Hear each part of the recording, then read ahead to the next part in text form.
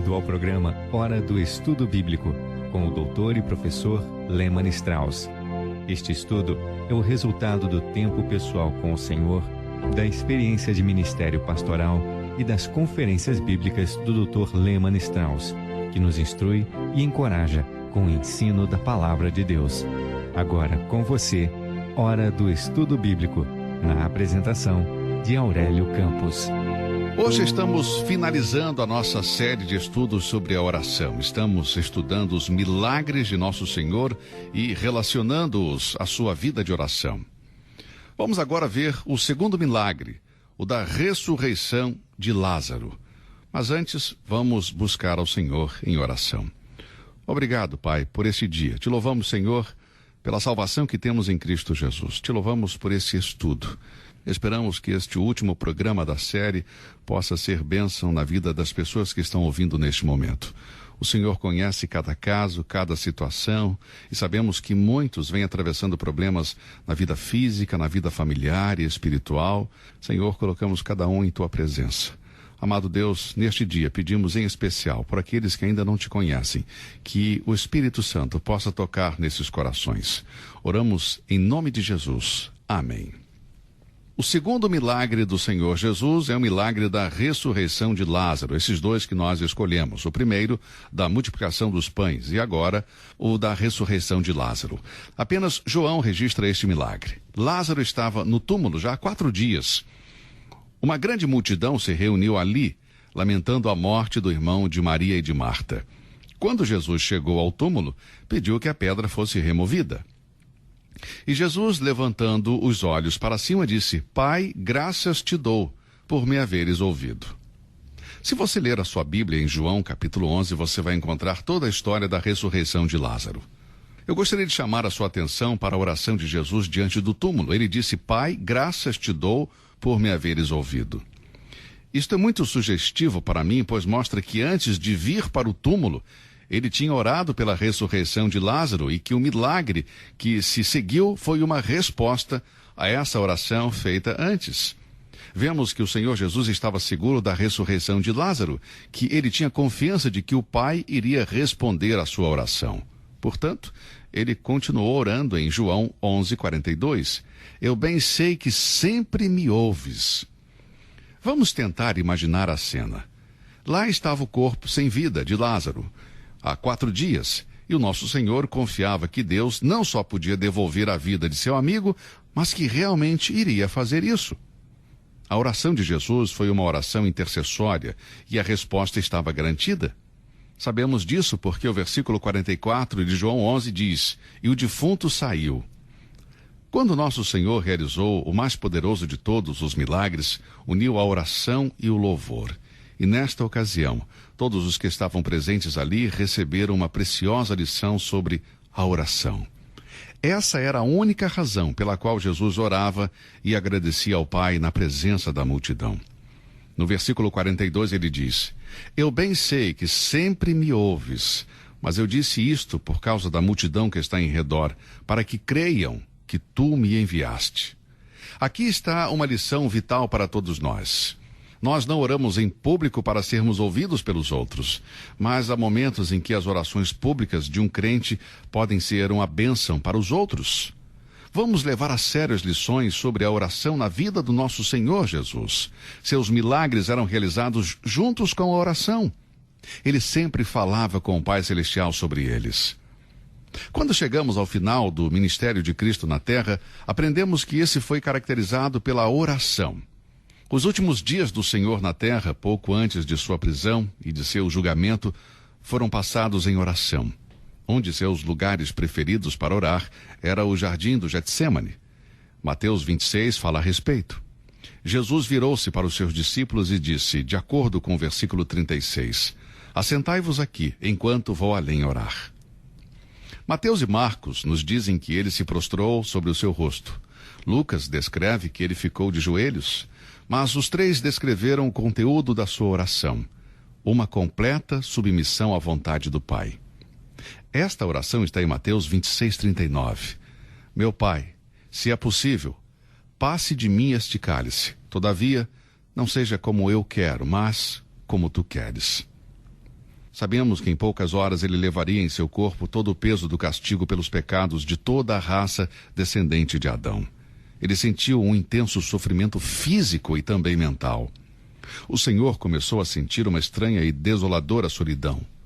Os homens já tinham planejado sua morte, e em breve o Pai tornaria escuro o céu ante sua própria vista. Ele estava enfrentando a experiência mais crucial da sua vida terrena, a qual ele teria evitado se possível fosse. Ele percebeu que tinha chegado a hora, o tempo para ser entregue como oferta pelos nossos pecados, e queria experimentar a terrível solidão de estar separado de seu Pai. Ele, porém, passou este tempo vitoriosamente em oração, em total submissão à vontade de Deus. Mateus 26:42 diz: E indo segunda vez, orou dizendo: Pai meu, se este cálice não pode passar de mim sem eu o beber, faça-se a tua vontade. Quando Jesus se levantou da oração, uma grande vitória tinha sido garantida. A crise tinha passado, a conquista era completa. Ele agora estava pronto para a cruz. Podemos ver que a oração desempenhou um papel importante nesta vitória. Estas são lições, amigos, lições práticas para todos nós. Também podemos enfrentar as experiências mais amargas da vida, submetendo a nossa vontade à de Deus em oração. João 18:11 diz: Não beberei eu o cálice que o Pai me deu? Agora vamos para a cruz do Calvário. Queremos observar os últimos momentos de Jesus na cruz. Suas últimas palavras foram na forma de uma oração a favor daqueles homens que tinham pregado os pregos em suas mãos e em seus pés. Vamos ler o que ele disse em Lucas 23:34. Pai, perdoa-lhes, porque não sabem o que fazem. Esta é uma oração a favor de cada um de nós, uma forma incomum de oração intercessória. Podemos ver que é mais fácil orar por nós mesmos, por aqueles que amamos, por nossos amigos mais próximos e queridos, do que orar pelos nossos inimigos. Mas aqui vemos o Senhor orar por aqueles que estavam tirando a sua vida, pregando seus pés e suas mãos na cruz. Ele estava praticando o que havia ensinado aos seus seguidores no Sermão da Montanha, quando disse em Mateus 5:44, Amai os vossos inimigos, bendizei os que vos maldizem, fazei bem aos que vos odeiam, e orai pelos que vos maltratam e vos perseguem. Sublinhe aí na sua Bíblia, em Mateus 5:44, Orai pelos que vos maltratam e vos perseguem. Depois que sua obra na terra estava terminada, depois de ter sofrido pelos pecados dos homens, ele deu o seu último suspiro em uma oração intercessória por aqueles por quem estava morrendo. Enquanto entregava a sua vida, suas palavras finais foram na forma de uma oração. Lucas 23:46. Pai, nas tuas mãos entrego o meu espírito. Esta foi a última oração de Jesus na terra. Foi uma oração de confiança, e creio que não há melhor maneira de morrer do que estar em doce comunhão com Deus. Vamos ver agora o atual ministério do nosso Senhor no céu. Quando Jesus deixou a terra e ascendeu ao Pai, ele não parou de orar. Você já considerou que ele continua orando? Hebreus 7:25 diz, portanto, pode também salvar perfeitamente os que por ele se chegam a Deus, vivendo sempre para interceder por eles. Hebreus 7:17 diz que Cristo Jesus é sacerdote para sempre. Em Hebreus 7:24 lemos que ele tem um sacerdócio perpétuo, ou seja, não existe um único momento em que as suas orações a nosso favor não chegam ao nosso Pai Celestial. Cristo exerce o seu ofício sacerdotal sem interrupção ou interferências, de modo que todos os que lhe pertencem nunca se perderão. Ele é capaz de salvá-los completamente. Ele nos salvou por sua obra expiatória na cruz e nos mantém salvos através de seu trabalho sacerdotal no céu. O fruto da obra expiatória de nosso Senhor é a nossa salvação. O fruto de seu trabalho sacerdotal é a nossa segurança. Quando executa o seu ministério sacerdotal, ele não vive para si mesmo, mas para todos aqueles que vêm a Deus através dele. Jesus ora por nós. E amigos, é isso que ele está fazendo agora no céu, intercedendo por você e por mim. Jesus Cristo é o nosso grande sumo sacerdote, de acordo com Hebreus 7:14. Sim, ele é o maior de todos os sumos sacerdotes, cujas orações estão cheias do poder divino. Ninguém ora por nós como nosso glorioso sumo sacerdote. Cristo nos reconciliou com Deus através de sua morte e ele nos representa diante de Deus com a sua vida, como lemos em Hebreus 9:24. Assim como nosso Senhor intercedeu junto ao Pai em favor de Pedro, também intercede neste momento em nosso favor. Seu presente ministério de intercessão é real e é vital, tanto agora como foi também na sua morte na cruz por nossos pecados. Filhos de Deus, nós devemos sempre depender do nosso sumo sacerdote, o sacerdote eterno, e de suas contínuas orações em nosso favor. Oh, que Salvador eu posso servir e adorar! Como ministro do Evangelho, como cristão, me fortalece saber que Jesus está sempre orando por mim. Isso é quase inacreditável, mas é verdade. Nos primeiros anos do meu ministério, eu me perguntava se alguém estaria orando por mim. Os problemas cresciam e também as provações e tribulações, e às vezes eu me perguntava, será que tem alguém orando por mim? Aí um dia, eu lendo a Bíblia, no meu tempo devocional em Hebreus 7:25, Deus me repreendeu lembrando-me que Jesus vive para interceder por mim. Com isso, concluímos o nosso estudo sobre a oração. No tempo que nos resta deste programa, eu irei responder algumas perguntas sobre o tema a oração. A primeira pergunta é possível ser salvo sem orar, pedindo por salvação? Não vou tentar responder a esta pergunta com um sim ou com um não. Eu vou começar afirmando a minha crença de que a salvação é pela graça, oferecida gratuitamente para o pior dos pecadores. E isso não depende das nossas obras. Efésios 2:8 e Tito 3:5 nos mostram com clareza que a salvação não é pelas obras. No entanto, eu não consigo ver como um pecador pode receber a salvação sem desejá-la e sem pedir por ela. Não creio que alguém será salvo simplesmente por repetir palavras. Também não creio que sem oração alguém possa ser salvo. Eu estive próximo de muitas pessoas que estavam morrendo seus últimos segundos de vida, e algumas delas não eram salvas. Eu nunca perdi a esperança de que alguém pudesse ser salvo em seu leito de morte, nos últimos momentos. Creio que qualquer pessoa pode ser salva em qualquer momento. No entanto, não oferecerei falsas esperanças a uma pessoa no leito de morte se essa pessoa não deseja salvação o suficiente para pedir por ela a Deus. A oração não é um requisito para a salvação, mas parece ser muito necessária. Romanos 10:13 diz: todo aquele que invocar o nome do Senhor será salvo. E se você deseja a salvação ao ponto de clamar a Deus e pedir-lhe para que o salve, você não pode me convencer de que realmente deseja a salvação. A segunda pergunta é necessário inclinar a cabeça para orar? Que eu saiba, a Bíblia não responde a esta pergunta. No entanto, há inúmeros exemplos desta prática registrados nas Escrituras. Podemos ler em Gênesis 24:26. Então inclinou-se aquele homem e adorou ao Senhor. Isso também pode ser encontrado em passagens como Êxodo 4:31, Êxodo 12:27, 2 Crônicas 29:30. Inclinar a cabeça não é uma única posição para orar, mas é uma das posições que são mencionadas na Bíblia. Este ato sugere reverência e respeito. Geralmente as pessoas se inclinam diante de reis, diante de autoridades, mas há um outro valor prático em inclinar a cabeça para orar. Geralmente nós fechamos os nossos olhos e isso permite que nos concentremos no Senhor. Qualquer coisa que pode ser considerada benéfica, se diminui as distrações quando estamos orando, então devemos fazer. Portanto, creio que inclinar a cabeça e fechar os olhos é uma boa maneira de orar. Sob certas circunstâncias, é claro, isso nem sempre é possível. Muitas vezes eu oro quando estou dirigindo e nesse momento não dá para inclinar a cabeça e tampouco para fechar os olhos. Mas geralmente as pessoas oram desta maneira. A criatura se prostra diante do seu Criador, o indivíduo se inclina diante do seu soberano. As passagens que eu citei nos ensinam que as pessoas se inclinavam quando oravam e adoravam a Deus.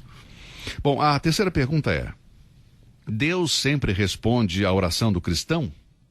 A resposta é sim. Creio que nunca houve uma oração que não foi respondida. E a oração virá de diversas formas. A primeira é a que eu chamo de resposta imediata.